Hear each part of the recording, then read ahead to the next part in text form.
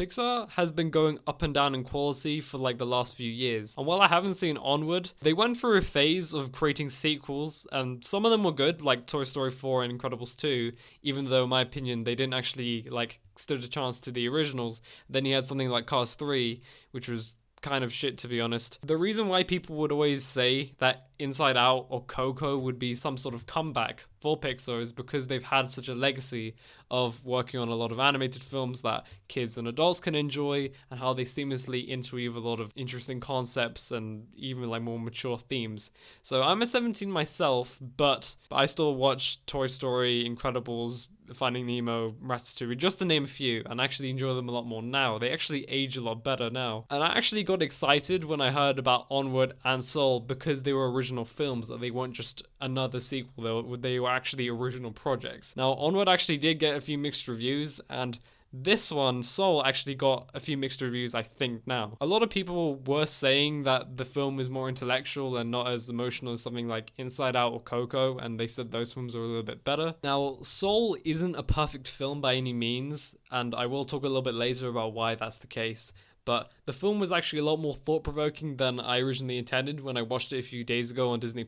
And I feel like it really reminded me a lot of original Pixar. It reminded me a lot of how Pixar can push the boundaries of a children's film or just of their storytelling.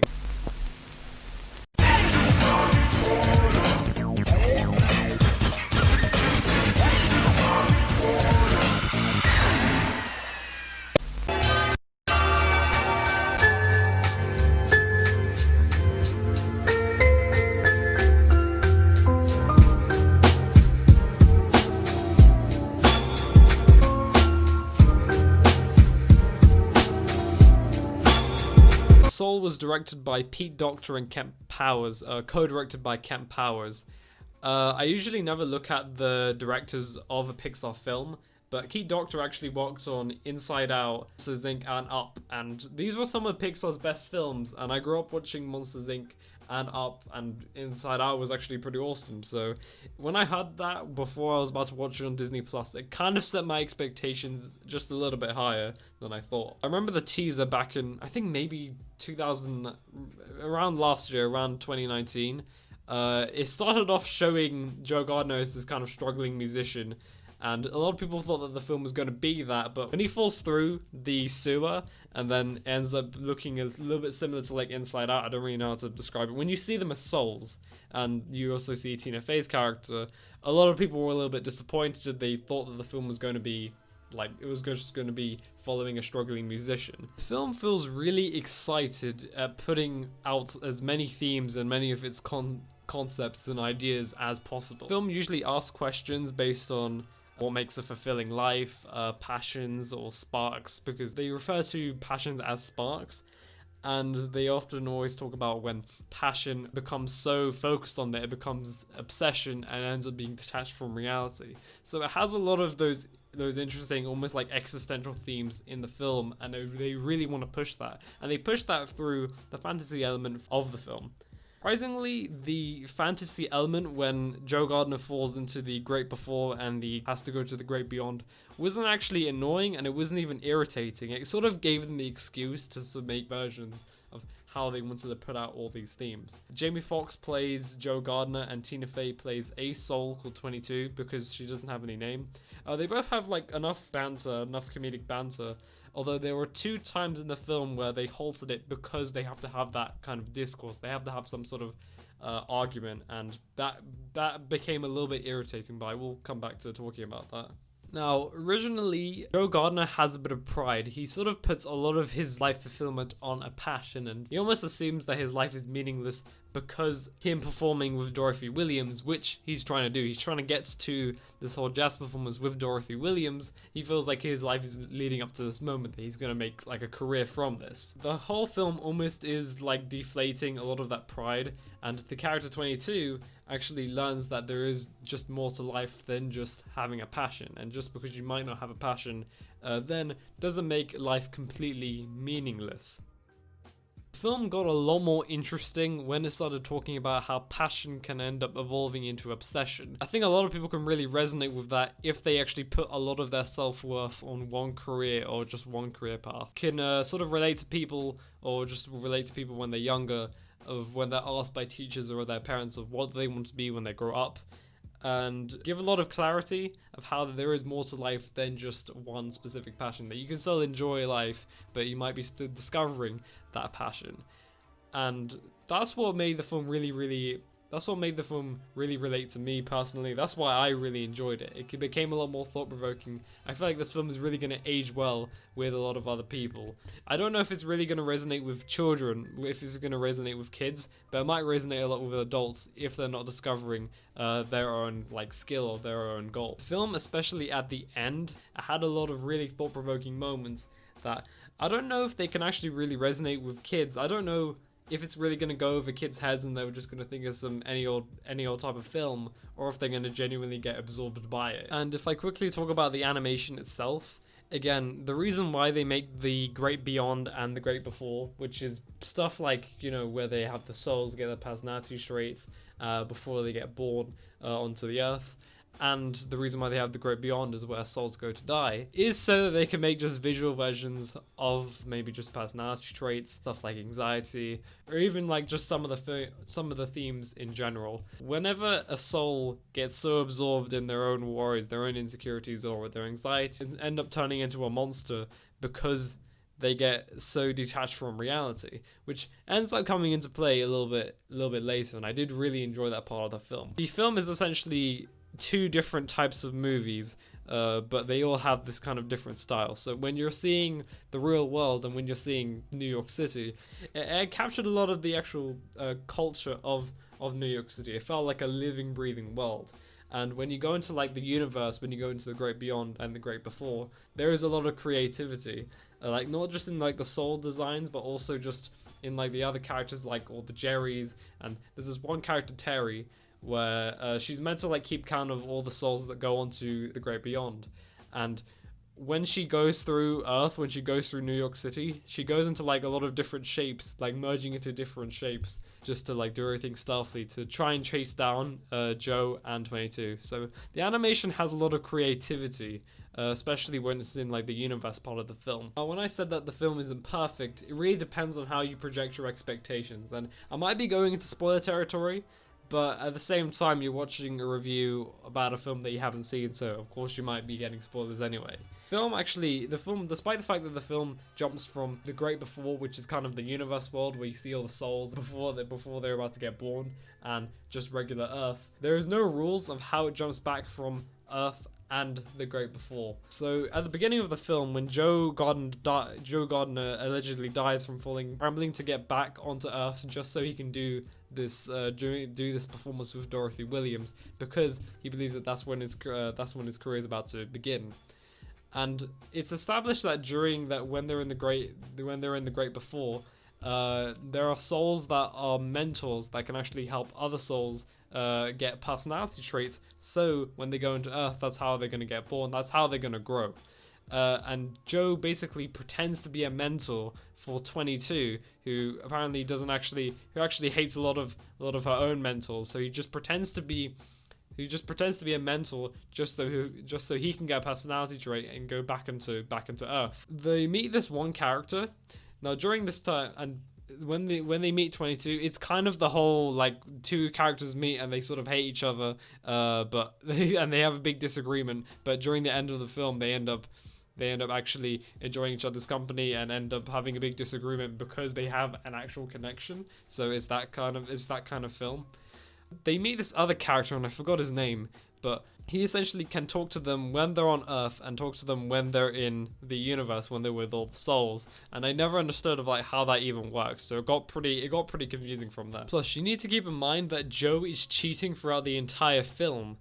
When he falls into the Great Before, just after dying and becoming a soul, he ends up lying about being a mentor. So in the Great Before, they allow this sort of mentoring program where souls can actually mentor a lot of the younger souls before they go into Earth. So Joe ends up mentoring 22, who, keep in mind, doesn't actually care about life and actually doesn't want to be born or become a person, because she thinks that life is meaningless. So he ends up mostly like taking advantage of her throughout the film. Him cheating is only acknowledged once by this character called Terry, who is actually trying to find them throughout the entire film. But at the same time, during the end of the film, when Joe is about to walk off to the great beyond, one of the Jerrys ends up giving him a second chance. Now, the film actually does sympathize a lot with Joe, so I did actually root for him throughout the entire film. I wanted him to do his performance. I kind of just wanted the best for him, but I just find it strange that he lied to the Jerrys about being a mentor, but still was given a second chance anyway. And the Jerrys already knew about how he died and like what his whole like purpose is, because he's gone on about his passion before. So I don't know, the film didn't really have much consequence in that sense. Now, during the middle of the film, when Joe and 22 end up falling down, when they actually find Joe's body in the film, and keep in mind that a cat is actually resting on his body while he's still unconscious. They end up doing the whole body switch thing, where Joe ends up falling into the body of the cat and 22 falls into Joe's body. And from there, I kind of thought that the film would be just a little bit generic, and it was like, oh, it has to be a body switch kind of joke, and that joke has been made like a million times in other like animated films before. So I was a little bit disappointed, and I was like, did they really have to do this whole dynamic like over again? But actually, it did actually make the dynamic a little bit more interesting, and was kind of the way for 22 to actually learn more about life and why life is a lot more valuable than what she. There is actually one scene in the film that we'll quickly talk about. The whole point of Joe being in the cat's body and 22 being in Joe's body is so that not only 22 can learn more about life and end up like changing her whole opinion about life, and end up considering being born and going to Earth. It's also so that Joe guides her to Dorothy Williams' performance, and when Joe as a cat is trying to guide 22, they end up going to a barber shop. They have this really lovely scene where 22, who, keep in mind, when she speaks, it's Joe's voice talking to the barber. They end up having this weird like conversation about life while Joe's getting the haircut. It was very similar to this show, this Netflix series called The Midnight Gospel, where they have like intellectually stimulating conversation during when a bunch of stuff is happening. They had something very similar where they were just talking about life, which I felt like was another way of like introducing the more existential themes of the film without having to use like the universal, like the great before, to actually express all those emotions, express like all those themes. And it was probably like one of the really nice scenes of the film. I can really understand that scene becoming quite memorable. When I said that the film is two characters who keep arguing with each other, agreeing to never meet each other ever again, as long as they go on this journey, and then end up having like a much like better like connection that they didn't realize, and end up having an argument because they ended up actually seeing eye to eye. It ends up being that sort of case with the film. So when 22 actually realizes that there is a lot more to life than she anticipated, point where like they have to like switch bodies at the end, like they have to switch bodies so Joe can end up doing his performance. But 22 ends up running off anyway because she learns more about life and wants to actually like have a body. And that point really annoyed me, because not only she just stole Joe's chances, but also because how the film ends up victimizing 22 in the end. They sort of have like a big argument that like obviously, you know, she stole Joe's like chance at like doing the whole performance. But at the same time, they victimized 22 by saying that Joe stole her chances at experiencing life. But at the end of the film, 22 ends up going to Earth without Joe's body. So she didn't even need Joe's body in the first place. So the whole argument was kind of pointless anyway. Like, they didn't need to victimize 22 just experiencing life, because she's now realized that there's a lot more to life than she anticipated.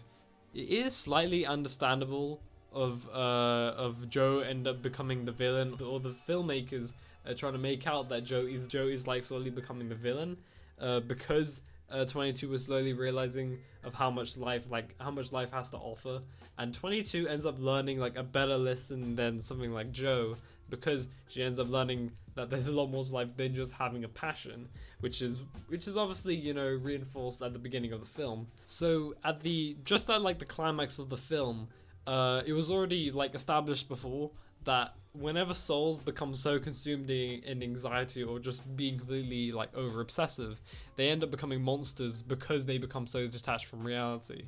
So after their big argument, like during around like at the end of the film, 22 ends up becoming one of these monsters and Joe like having to save her. But this part felt a little bit rushed. 22 going into a depression wasn't really stated a lot in the film.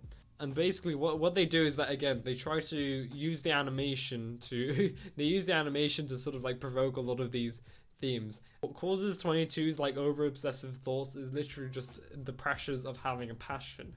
And when Joe goes into the monster, which is 22, he ends up seeing all these like weird like figures, like these really like domineering figures of a lot of 22's like past mentors, and even Joe belittling her and like telling her that, oh, she's not going to do anything useful with her life or anything like that.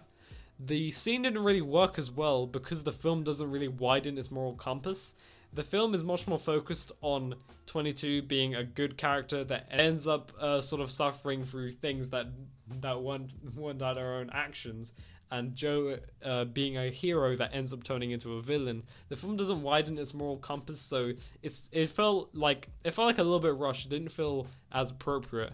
And I think like the biggest problem, I feel like what would have actually worked a lot better is if Joe ended up becoming one of these monsters, because the monsters themselves become so over obsessed, and the point of the film is how passion can actually end up evolving into becoming really obsessive about that, and feeling that's how feeling like your life is meaningless because you have no passion. It would have been a lot more interesting to see Joe actually go into this sort of monster form and end up seeing his almost like psychology or anything like that. But I guess that is kind of like a darker theme of the film, and because the film, even though the film has existential themes, it still wants to be a kids movie, and that's the biggest problem with the film. It has so many adult themes, but it runs along the lines of a children's film structure. That's when all the intellectual themes never really get out, because the moral compass is really narrowed. It's only just 22 is a good character and Joe ends up becoming a bad character, so it doesn't really have a lot of depth as it thinks it has. Now, I think while I do have problems with the film being a little bit inconsequential and how it's I have a bit of a problem with the rules of the film, I might not bother as much people, to be honest. It won't be as like emotional as you think it would be. Like, it won't exactly be like Inside Out or Coco, which I heard were like really quite emotional films, and actually a lot of people really resonated with them. But I think this film might age quite well because it actually demands a lot of questions. It actually is a lot more thought-provoking than you'd initially assume. That it reminds me of how much like Pixar can still push boundaries. It's not only like an original project, but it takes a lot more chances than I thought it would be. So I feel like there's a lot more merit that you can actually give to it. There you go. That's the first review. I wanted to just talk about Soul because I only watched it a few days ago, but I did actually think about the film quite a bit and also wrote a ton of notes. I'm hoping to actually do a few more reviews like this, like maybe just do like shorter reviews, like do a few video essays. I don't know if I'll be continuing this, but like this is just kind of like a start for me, so I actually do want to sound a little bit more natural when I'm talking about movies, like making a lot more jokes. I don't know, this is just kind of a start for me, and I'm hoping to actually see if I can improve from this. But anyways, bye. The truth.